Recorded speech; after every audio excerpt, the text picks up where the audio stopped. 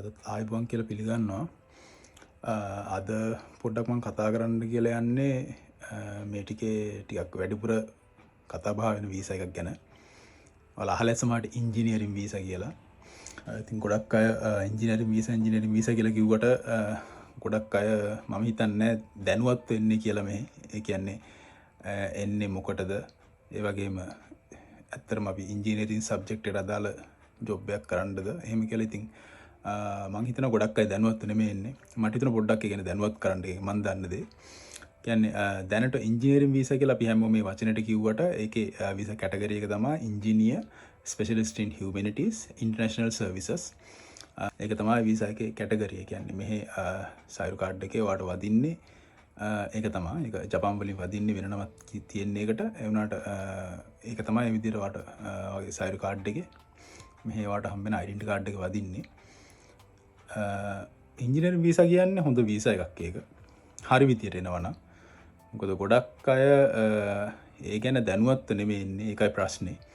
සමහර අය අපි දන්න දෙයක් තමයි ගොඩක් අය ඉතින් ලංකාවේ සමහරට ණය වෙලා කරලා පොඩි ගාණක් නෙමෙයි. දැන් මම හිතන්නේ ඉන්ජිනියරින් වීසා උනත් මෙහෙට එන්න අනිවාර්යෙන් ලක්ෂ 40 50ක් අතර විතර ගන්න මම හිතන්නේ.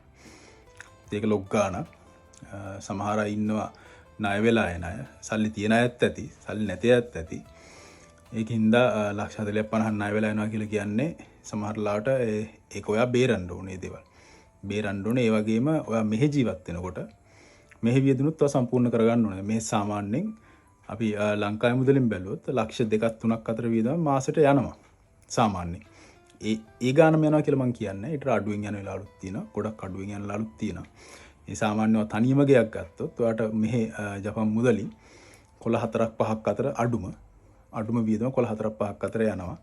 යන්නේ සාමාන්‍ය අපි ඒ කියන්නේ ඒක ගොඩක් දුරට ලංකාවේ මුදලට මාරු වෙනකොට ඒක ඩබල් වෙනවා. කොළ 4ක් 5 50000ක් කියලා ලංකාවේ ලක්ෂයක් විතර වෙනවා.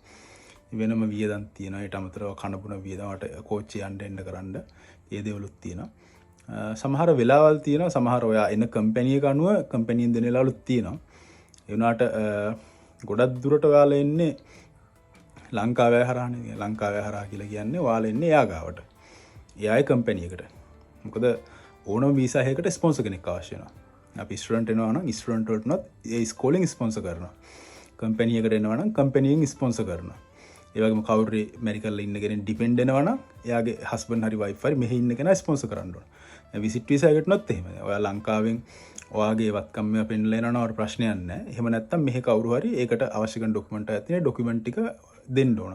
කියන්නේ මෙහි ඉන්න එක්කෙනාගේ ටැක්ස් අනම් මොනවා වියදම් ඒ දේවල් ගොඩක් දේවල් තියෙනවා ඩොකියුමන්ට්. ඒ දේවල් අවශ්‍ය වෙනවා ඉතින්. ඒ වගේ ඕනම වීසා එකකට ස්පොන්සර් කෙනෙක් අවශ්‍ය වෙනවා. මොන වීසා එකකට උනත්. ඒක හින්දා ඒ වගේම ඉන්ජිනියරින් වීසා එකකට ස්පොන්සර් කෙනෙක් අනිවාර්යෙන් අවශ්‍යයි.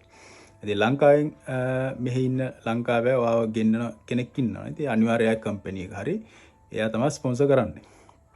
ඒ වගේම ඔයා සමහර විට ලංකාවෙන් එනකොට ඔයා වීසා එක හම්බ වෙනවා නම් හරි ප්‍රශ්නයක් නැහැ කියලා එනවා ඇති. මොකද අපි දන්නේ ඉතින් ලංකාවේ අපේ ජීවන තත්ත්වයන් අනුව ඉතින් අපි උනත් කැමති කීයක් හරි හම්බ කරන්න. ජපානයේ ඒ වෙලාවට සමහරලාට අපි හිතන්නේ මොකද්ද වීසා එක. ගිහිල්ලා මේ වීසා එකෙන් අපි මොකද්ද කරන්නේ? ඒ දේවල් සමහරලාට හිතන්නේ නැති වෙලාවලුත් තියෙනවා. ඉතින් ඇත්ත කතාව තමයි ඉන්ජිනියරින් වීසා එක හම්බෙන්නේ අවුරුද්දයි. අවුරුද්දකට විතරයි වීසා එක දෙන්නේ. එතනින් පස්සේ වාට එක රිනිව් කරගන්න පුළුවන්. ඕනම වීසා එකක් රිනිව් කරන්න පුළුවන්. ඒකට අවශ්‍ය සුදුසුකම් වල සම්පූර්ණ කරලා තියෙනවනේ. දැන් ඔයා අපි හිතමුකෝ ඔයා දැන් අවුරුද්දේ වීසා එක ගත්තා. අරගෙන ඔයා අවුරුද්දක් වැඩ කරනවා. අවුරුද්දෙන් පස්සේ ඔයා මොකද්ද කරන්නේ? ඒ ගැන අනිවාර්යෙන් දැනුවත් වෙන්න ඕන. දැන් ඔයා එන කම්පැනි එක ලංකාවේ කෙනෙක් නව ගන්නේ. එයාගේ කම්පැනි එකෙන් ඒ අවුරුද්දෙන් පස්සේ වාට වීසා එක රිනිව් කරලා දෙනවද? එහෙම නැත්නම් ඔයා කරගන්න ඕනද? ඒ වගේම ඔයා නිකන් හරි ඔයා කරගන්නවා නම් ඔයාට ඒ ගැන පොඩි හරි දැනුමක් තියෙන්න ඕනේ. ඒ වගේම ඔයා ලෝයර් කෙනෙක්ගේ මාර්ගෙන් හරි හරි මාර්ගෙන් කරගන්න ඕනේ. ඔයා ඩිරෙක්ට් ගිහිල්ලා ඔයා ඉමිග්‍රේෂන් එකෙන් ඩොකියුමන්ට් දාන්න පුළුවන් වෙලාවලුත් තියෙනවා. හැබැයි ඒට වඩා ගොඩාක් දුරට ඔයා ලෝයර් කෙනෙක් හරි තව ඉන්න ගියෝසේ ශොෂි කියලා.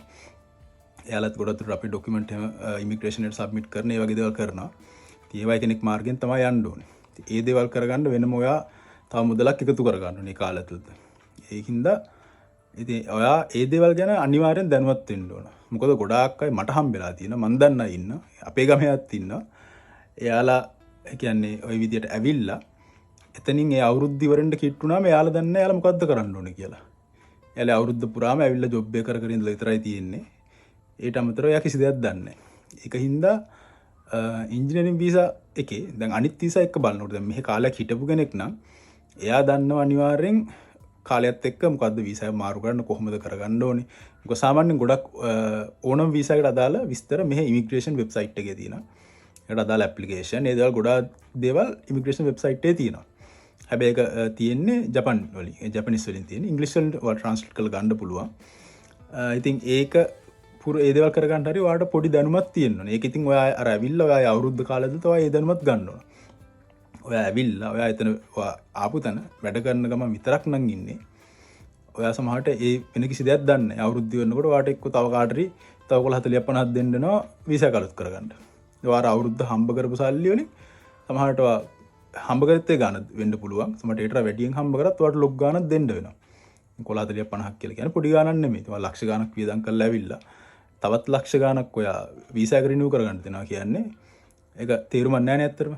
ඒකින් හින්දා ප්‍රධාන දෙයක් තමයි ඔයා දැනගෙන ඉන්න ඕන ඔයා එන වීසා එක. තව වීසා තියෙන එක දේවල් මම කියන්නේ අද ඉංජිනේරින් එක ගැන විතරයි මම ඉංජිනේරින් වීසා එක ගැන විතරයි මම කතා කරන්නේ. ඉංජිනේරින් වීසා එක ඒ විදිහ තමයි අවුරුද්දයි. ඒ අවුරුද්දෙන් පස්සේ රිනිව් කරගන්න ඕන. ඒකේ ප්‍රධාන කාරණාව තමයි ඔයා ආපු කම්පැනි එක. ඔයා මෙහෙට ගෙන්නපු අය එයාලා ඒක කරලා දෙනවද කියන එක. සමහර වෙලාවල් තියෙන එයාලා සල්ලි අරගෙන කරලා දෙන වෙලාවලුත් තියෙනවා. සමහර වෙලාවට කම්පැනි හොඳ නම් එයාලම කරලා දෙනවා. ඒ වගේම ප්‍රධාන දෙයක් තමයි ඒ කම්පැනිය පවතිනවද කියන එක. සමහර අපි දන්නේ අපිට ඕන තරම් හොඳ ඒ කියන්නේ උදාහරණ තියෙනවා ජපානෙම ඕන තරම් අපි දැකලා තියෙනවා. ඉතින් ආවට පස්සේ ගොඩක් අය ගෙන්නපු කම්පැනි දෙවෙනි අවුරුද්ද වෙනකොට නැහැ. මොකද මෙහෙට ඔයා කම්පැනි එකකින් ස්පොන්සර් කරලා ගෙන්නනවා කියන්නේ ඒ කම්පැනි එක ඔයාගේ වක්කීම ගන්න ඕන. ඔයාගේ බාරකාරයා. ඔයාගේ බාරකාරයා වෙන්නේ කම්පැනි එක. ඒක හින්දා එයා අනිවාර්යයෙන් ඔයාලට මාසෙට සැලරි එක ගෙවන්න ඕන. ඔයාලගේ සැලරි එකෙන් ඒ ඉන්ෂුරන්ස් හරියට කපන්න ඕන, ටැක්ස් එක කපන්න ඕන. ඒ වගේම නෙන්කින් කියලා කියන කියන්නේ පෙන්ෂන් එක. පෙන්ෂන් එකට අවශ්‍ය මුදල් ඒ ඔක්කොම එයාලා කපන්න ඕන මාසෙට. ඒ වගේම එයාලත් එයාලගේ ව්‍යාපාරයන් කරන්නේ එයාලගේ බිස්නස් එක ගන්න. ඒ බිස්නස් එකේ අවුරුද්දෙන් අවුරුද්ද එයාලා වෙනම ටැක්ස් පෙන්නන්න ඕන. ටැක්ස් වගේම සේවකයන්ට ගෙවපු පඩි අර්ථ සාධක කියන්නේ EPF PT පෙන්ෂන් ඒ දේවල් හැමදේම එයාලා පෙන්නන්න ඕන. ඉතින් සමහර අය ඉන්නවා කියන්නේ එයාලා ඔයාලා ගෙන්නනකම් විතරයි. ගෙන්නුවට පස්සේ මොකද ඔයාලා ලොක් ගානක් ගෙවනවනේ. ඊට පස්සේ එයාලට කම්පැනි එක වහලා දැම්මත් එයාලට ප්‍රශ්නයක් නැහැ. එයාලා ගානක් හොයාගෙන තියෙන්නේ. ඉතින් ඔයාලා අනිවාර්යෙන් දැනුවත් වෙන්න ඕන දේ තමයි ඔයාලේ අවුරුද්දෙන් පස්සේ මොකද්ද කරන්න කියන දේ. ඒක හින්දා ප්‍රධානම දේ වීසා එක. මොකද ගොඩක් අපි දකින මැද පෙරදිග රටවල් වල එහෙම කම්පැනි එකෙන් වීසා වැඩ ඔක්කොම කරනවා. ඔයාලට තියෙන පාඩුවේ ජොබ් එක කරන් ඉන්න විතරයි. ජපානයේ එහෙම නැහැ. වීසා කරන ඒ කියන්නේ වීසා එකේ වැඩත් කරලා දෙන කම්පැනි තියෙනවා නැතුව නෙමෙයි. හැබැයි ගොඩාක් දුරට ඔයා ඉංජිනේරින් වීසා යනවා කියලා කියන්නේ ඔයාට ඒ වීසා එකේ රෙස්පොන්සිබිලිටිය ඔයාගේ අතේ තියෙන්නේ. කම්පැනි එකෙන් ස්පොන්සර් ඩොකියුමන්ට් ටික දෙනවා. දුන්නට ඒ දේවල් ඔයා කරගන්න ඕනේ. ඒකින්ද වැදගත්ම දේ පළවෙනි අවුරුද්දේ ඉවරෙද්දි මොකද්ද කරන එක. ඒ කියන්නේ ඒ දේ. ඒ වගේම පුළුවන් නම් ඔයාලා වැදගත් දෙයක් තමයි මොකද මේ රටේ මිනිස්සු ඉංග්‍රීසි කතා කරන්නේ නැහැ ජපන් ජාතිකයෝ. ඒ වගේම කතා ගන්න පුළුවන් අයත් ඉන්නවා. බහුතරයකට කතා කරන්න බෑ. ඒක හින්දා ප්‍රධාන දෙයක් තමයි ජපන් භාෂාව. ඔයාලා ඇවිල්ලා ලංකා කෙනෙක්ගේ කම්පැනි එක වැඩ කරා වුණත් ඔයාලා පුළුවන් නම් පොඩ්ඩක් ඔයාලා කාලේ වැය කරලා වැඩ කරලා ඉවරනාට පස්සේ හරි ජපන් භාෂාව ටිකක් ඉගෙන ගන්න. මොකද ඔයා ජපන් භාෂාව දන්නවා කියන්නේ ඔයාට මේ රටේ තනියම දෙයක් කරගන්න පුළුවන්. හැබැයි ඔයා අවුරුදු ගාණක් ජපානයේ ඉඳලත් ඔයා ජපන් භාෂාව ඉගෙන ගත්තේ නැතුව ඔයාගේ පාඩුවේ ජොබ් එක විතරක් කරන් හිටියා කියන්නේ ඔයා තව අවුරුදු 10ක් තව අවුරුදු 20 30ක් හිටියත් ඔයා එතනම තමයි. කියන්නේ එතනින් එහාට ඔයාට දෙයක් කරගන්න තියෙන ඉඩකඩ ගොඩාක් අඩුයි. ඒකින්ද ප්‍රධාන දෙයක් ජපන් භාෂාව. අනිවාර්යෙන් ජපන් භාෂාව පොඩ හරි කමන්නේ. එදිනෙදා ජීවිතේ අපි කතා කරන දේවල් ටික හරි කමන්නේ. ඉගෙන ගන්න. මේ දේවල් ඉතින් වටිනවා. මොකද ඔයා එහෙම නැත්තම් ඔයාට හැමදාම කාටරි ඔයාගේ වීසා රිනිව් කරගන්න උනත් ඔයාට කාටරි බාර දීලිවල 40 40 50 දීලිවල ඔයාට පැත්තටලා ඉන්න තියෙන්නේ. හැබැයි ඔයාට දෙයක් කතා කරගන්න දෙයක් කරන්න පුළුවන් නම් ඔයාට කොහෙන් හරි අවශ්‍ය දත් ඇප්ලිකේෂන් ඒ දේවල් ටික හොයාගෙන ඔයාට පුළුවන් ගිහිල්ලා ඔයාගේ වීසා එක ඇප්ලයි කරගන්න. ඒවා බැරි දේවල් නෙමෙයි. ඒවා පුළුවන් දේවල්. අර තියෙනවනේ අර මොකද්ද අපි කියන කතාවට සමහර යක්කු කියන තරම් කළු නෑ කියලා. ඒ වගේ තමා මෙහෙ මම දන්න තරමින් මෙහෙ ඕනම වීසා එකකට ඔයාට ඩිරෙක්ට් ගිහිල්ලා ඒකේ රිනිවල් එහෙම ඔයාට කරගන්න පුළුවන්. ඉමිග්‍රේෂන් එකෙන් නැතව දන්නේම නැත්තම් ඔය ඉමිග්‍රේෂන් එකේ කවුන්ටර්ස් තියෙනවා. ඒ කවුන්ටර් එකට ගිහිල්ලා අහලා බලන්න. ඒක හින්දා ඒ දේවල් වලට ජපන් භාෂාව වැදගත් වෙනවා. හින්දා පොඩ්ඩක් හරි ජපන් භාෂාව ඉගෙන ගන්න. ටෝකියෝ ශිනගාවා කියන ඒරියාවේ තියෙන ඉමිග්‍රේෂන් එක තමයි මෙහි රීජනල් ඔෆිස් එක. ඒකේ දැනට කවුන්ටරයක් තියෙනවා. ඒක පොඩ්ඩක් ඉංග්‍රීසි කතා කරන කෙනෙක් දෙන්නෙකුත් ඉන්නවා. ඒ කියන්නේ අපිට දන්නේම නැත්නම් අපිට සපෝට් කරනවා මේ පොඩි පොඩි දේවල් ටිකට. ඒකේ වුණාට පුළුවන් තරම් ජපන් භාෂාව ඉගෙන ගන්න උත්සාහ කරන්න. ඉතින් ඉංජිනේරින් වීසා එකේ අර වැඩේ එකයි ඉංජිනේරින් වීසා එක අවුරුද්දකට හම්බෙන්නේ. හැබැයි ඔය කාලයක් එකම කම්පැනි එක යනකොට තියෙනවා. يعني අවුරුදු 3කට වැඩි වෙන එකට ලොකු කාලයක් යනවා. අවුරුදු 3-4ක්වත් වැඩ කරාට පස්සේ තමයි එහෙම වෙන්නේ. සමහර කම්පැනි දිනේට කල්ුත් කරලා දෙන. නමුත් ලංකාවෙන් එනකොට ඉතින් අර දේවල් ටික අනිවාර්යෙන් දැනුවත් වෙන්න ඕන. ඔයා එන්නේ මොකටද? ඒ වගේම ඔයාගේ වීසා එක කොච්චර කාලයකට තියෙනවද? ඊට පස්සේ ආයෙ රිනිව් කරගන්න ඕන මොනවද කරන්න ඕනේ? ඔයා වැඩ කරන තැනින් ඒ දේවල් කරලා දෙනවද? ඒ දේවල් ටික පොඩි දැනුමක් පුළුවන් නම් තියාගන්න. මොකද ඒක ඔයාට වැදගත් වෙනවා. මොකද ඔයා සල්ලි තියෙන කෙනෙක්ව සමහර ප්‍රශ්නයක් නැතුව ඇති. හැබැයි ගොඩක් අය සල්ලි තියෙනවා නම් ජපාන්ට එන්නේ නැහනේ. සල්ලි තියෙනවා නම් එයාලා ලංකාවේ කරන්න ඕන තරම් දේවල් තියෙනවා. ඒක හින්දා ඔයාලා ණය වෙලා කරලා එනවා නම් ඉතින් අපරාධේ. සමහරට තරුණ කෙනෙක් නම් දෙමාපියෝ ගාව ඉන්න කෙනෙක් නම් ගොඩක් දුරට දෙමාපිය තමයි සල්ලි වියදම් කරන්නේ. ඒක හින්දා ඉතින් ඔයාලට වක්කීම තියෙනවා. අපිට මෙහි ඉන්න කෙනෙක්ට මට පුළුවන් දේ තමයි මම දන්න පොඩි හරි දෙයක් තියෙනවා ඔයාලට ඒක කියන එක. ඒක කරන නොකරන එක ඉතින් ඔයාලගේ වක්කීම. හින්දා ඉතින් මම දකින්න දේ තමයි දෙයක් වුණාට පස්සේ ඒකට විසඳුම් හොයනවට වඩා දෙයක් වෙන්න කලින් ඒ ගැන පොඩි හරි දැනුමක් තියෙන්න ඕන. මේ වගේ ප්‍රශ්නයක් නිකමට හරි ආවොත් කියන එක තමුන්ගේ රට නෙමෙයි පිට රටක්. මේ වගේ දෙයක් නිකමට හරි ආවොත් කියන දේ පොඩි හරි දැනුමක් තියෙනවා නම් ඒක ගොඩක් වටිනවා. ඒකින්ද මොකද මම දන්න දේ ඒ දේ. මොකද ඉංජිනේරින් වීසා ඉතින් හොඳයි. එහෙම වරදක් නැහැ. හැබැයි ඒකෙත් ඉතින් ප්‍රශ්න තියෙන පැති ගොඩක් තියෙනවා ඉංජිනේරින් වීසා එකෙත්. ඒ වගේම අපි ඉතින් ලංකාවේ සමහර අය ඒක ලොකු ප්‍රශ්නයක් කරලා තියෙනවා. මොකද කලින් වගේ නෙමෙයි දැන් ගොඩක් වීසා වලට ටිකක් නීති දැන් තද වෙලා තියෙනවා.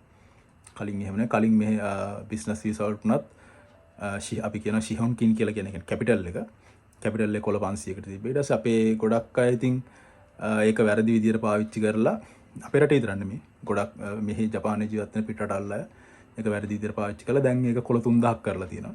ඒ කියන්නේ කැපිටල් එක බිස්නස් එකක් ඕපන් කරනවා නම් කොළ 3000ක් පෙන්නන්න ඕන. ඒක හින්දාදී ඒ වගේ ගොඩක් නීති වෙනස් වෙලා තියෙනවා. දැන් විසිට් වීසා වලටත් නීති වෙනස් වෙලා තියෙනවා. ඉතින් දැන් ජපානයේ අලුත් අගමැතිනිය ආවට පස්සේ සනයිසන් එයා ආවට පස්සේ ඉතින් එයත් පොඩ්ඩක් එක දැන් ඉස්සරහට නීති විරෝධීව ජපානයේ රැඳී සිටින අය ගැනත් මොන හරි තීරණයක් ගන්න. ඒ වගේ ඉතින් කතාවල් ටිකක් යනවා.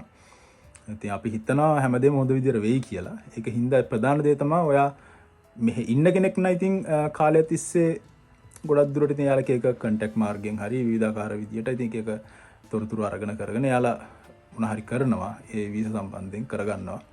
හැබැයි එන්න ඉන්න කෙනෙක් නම් ඔයා කිසිම දෙයක් ජපානය ගැන දන්නේ නැතුව නම් ඉන්නේ හොඳම දේ තමයි ඔයා පොඩ්ඩක් හරි කියන්නේ ගොඩාක් සම්පූර්ණ ජපානය ගැන නෙමෙයි පොඩ්ඩක් හරි ඔයා එන තැන ඒ වටපිටාව ඒ සම්බන්ධයෙන් ඔයා කරන්න ඕන දේවල් ටික ඒ ටිකවත් ඔයා දැනගෙන ආව නම් ඒක ඔයාට ගොඩක් වටිනවා. මොකද ඒක ඉතින් ඔයා අර කතාවට කියන්නේ ඉතින් දැනගෙන කියොත් කතරගම නොදැන කියොත් අතරමා කියලා. ඒ වගේ මොකද ඒකේ ගොඩාක් දැන් ප්‍රශ්න කලින්ට වඩා වෙලා තියෙනවා. එයාපෝට් එකෙන්ම ආපහු ඩිපෝට් කරන අවස්ථාවක් තියෙන ඕන තරම්. ඒ වගේ ඒක හින්දා මොකද ඔයා වුණත් අනිවාර්යෙන් ඔයා මෙහෙට එනවා නම් ඒ සුදුසුකම් ඔක්කොම සම්පූර්ණ කරලා ඒ දල් හරියටම කරලා එන්න ඕනේ. ඒක නිසා පුළුවන් තරම් හැමදේම ඉතින් හරි විදියට කරන්න උත්සාහ කරන්න. විශේෂයෙන් ජපානය වගේ රටකට එනවා නම් මොකද ජපානයේ ඇතුළත් ජපාන් මිනිස්සු ගොඩාක් දුරට නීතිකරුකව වැඩ කරනවා. ඔයාලත් ඒ වගේම පුළුවන් තරම් නීතිකරුකව වැඩ කරන්න උත්සාහ කරන්න. ඒ ටික තමයි මට කියන්න ඕන කරේ. මොකක් හරි ඉංජිනේරින් වීසා එක සම්බන්ධයෙන් ඔයාලට මොකක් ප්‍රශ්නයක් හරි මොකක් හරි මම කියපු දේවල් වැරද්දක් හරි තියෙනවා නම් කමෙන්ට් එකක් දාන්න. එහෙනම් thank you. ආයෙ දවසක හම්බෙමු.